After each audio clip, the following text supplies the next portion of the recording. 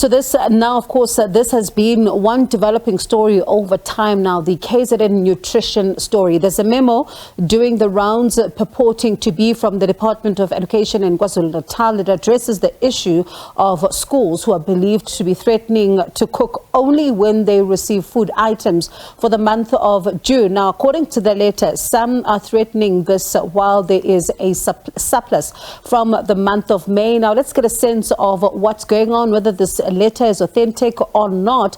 Dr. Ngema is the General Secretary of the National Teachers Union and joins us live now. Doctor, firstly, is this memo authentic?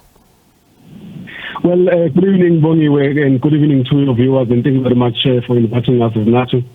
Yes, indeed, we have seen the memo, and we also received the same from the Department of Education yesterday. It is indeed authentic in our view. So it says that some of the service providers are still in the process of securing funding from Itala and other institutions, and the department says that this was caused by the need to consult lawyers in this particular matter and thus the delay. From where you are standing, though, what is the cause of these delays? Because we saw what happened with this program before, and we are here now. Well, unfortunately, we've been seeing these glitches from the department whenever they are expected to deliver on their expectations and obligations. We can't live and conceive the fact that we find ourselves in the same dilemma again of the food items for the month of June, having glitches again with regards to the issuing of the documentation that is the service level agreement. But from where we sit, the department indeed has not issued the service level agreement to the suppliers or what to call service providers.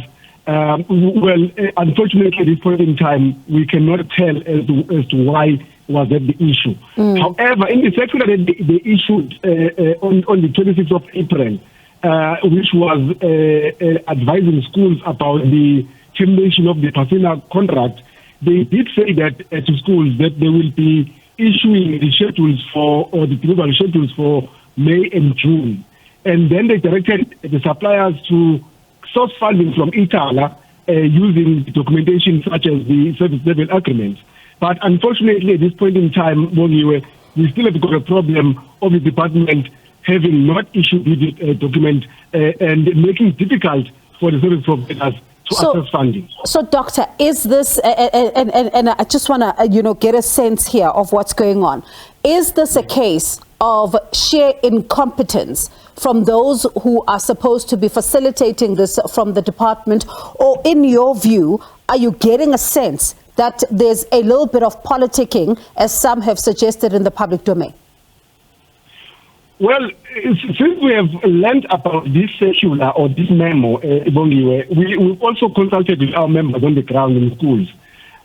Quite frankly and honestly, we've established that in many schools, such as Ugu District, in Zululand, in King Pechwayo, those schools have received their allocation for the month of June. But again, it shows some kind of incompetence from the department because they knew it right from April that they will need to issue this document for suppliers to access funding.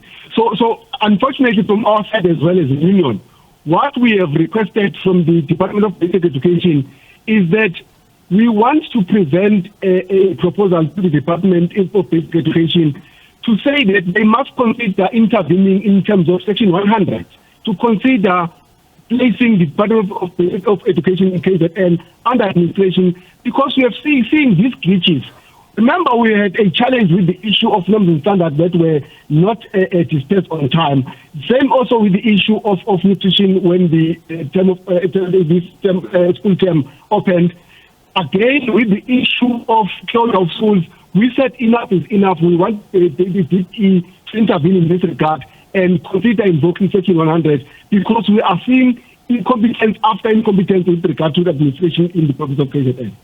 And it raises questions once again. Where is the MEC? In the first crisis, there was very little coming from her. Now again, we're back here, and one hopes that we will, of course, get some answers. We've reached out to the KZN Department of Education. We're still waiting to see who can speak on this particular issue and know exactly what is going on here, because I'm sure a lot of communities, a lot of schools right now wondering what exactly is going to happen.